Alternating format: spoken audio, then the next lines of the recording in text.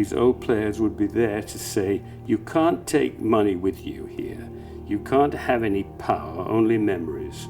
Just what stays in your heart about golf. It's a sport for all of us. Keep it like that for our children.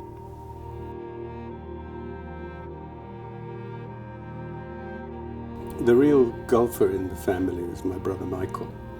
So I thought that as I was going to a lot of golf tournaments and painting what I could see, I would write him a letter so that he'd keep him up to date with what was going on.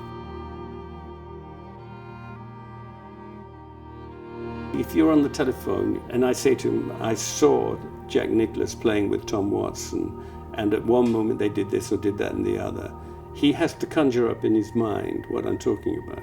If I can put it down on the page and then write around it, it seemed to be significant to do that.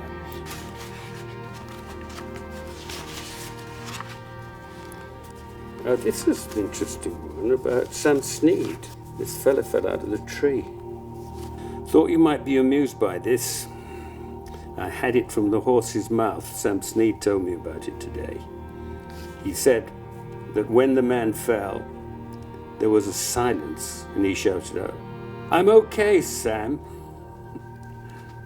And Snead looked at me with that expression on his face as much as to say, so what?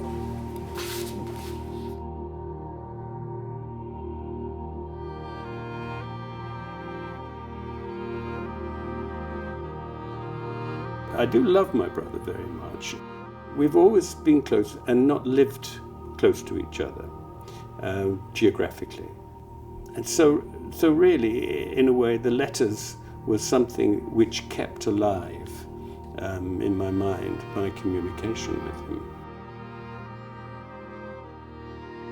But yet I didn't send them to him. It's really weird. I mean, I never thought about it. I mean, I don't know whether you do it, but I often send letters in my mind. I mean, I did that with Lowry very often.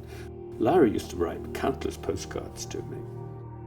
He said, you've never replied to my letter, sir. He never called me Harold until just the day he was dying, because he was real Victorian. And I'd say, yes, I did. I can remember where I was sitting in the National Gallery looking at something, thinking about you, and I wrote the letter. And then he said, well, I never got it. And of course I never actually wrote it. I was thinking it. I wrote it in my mind. On the final day, Jack drove off beneath a butter-coloured sky. The course was hard and olive green with splashes of yellow ochre where the grass had been burned away by the sun. I love the landscape. I love the figures in the landscape. I love the nature of tournaments because of the people who watch it.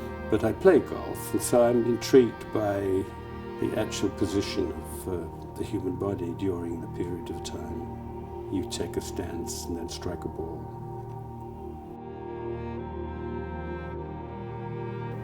Well, my handwriting did change. It changed in order to fill spaces. So it was, if you like, a graphic element to what I was doing. I remember Picasso said to me on one occasion, every mark you make means something against the four sides. That is what is subliminal composition.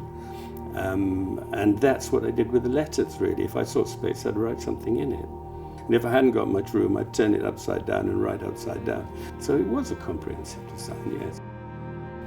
So I went on, really, with the letters simply because I found it an absolute expression in itself. The letters were comprehensively a statement from me, visually, accompanied by written notes.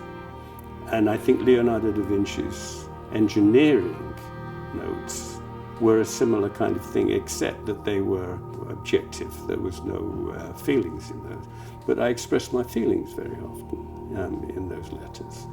And I think it's basically what it was. I never really thought much about them, but they seemed to touch people. What a man. I know he'll win it again. He deserves to. Yours, I, Harold.